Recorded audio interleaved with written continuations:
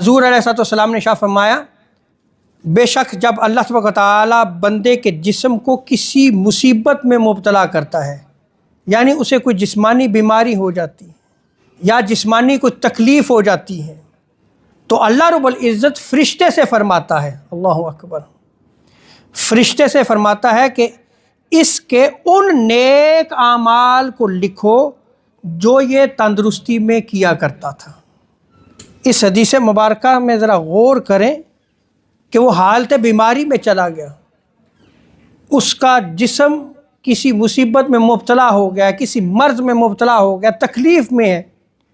अब वो नेक आमाल नहीं कर सकता, लेकिन अल्लाह तबारक व तआला फ़रिश्तों को क्या हुक्म दे रहा है, ये बड़ा काबिल गौर है। मैं तुम रुको नहीं, ये जो ज़िंदगी में नेक आमाल करता रहा, तंदुरुस्ती में नेक आमाल करता रहा, तुम उन आमाल को लिखो। सो बंदा मोमिन को चाहिए कि जब तंदुरुस्त हो उससे नेक आमाल करने चाहिए।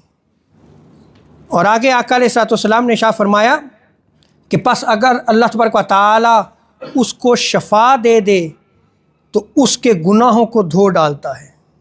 और अगर रूह कब्ज़ कर लेता है, उस बीमारी की वजह से उसकी मौत वाक़या हो जाती है, तो रब्ब ताला उसकी मग़फ़िरत फरमाता है और उस पर रहम फरमाता है।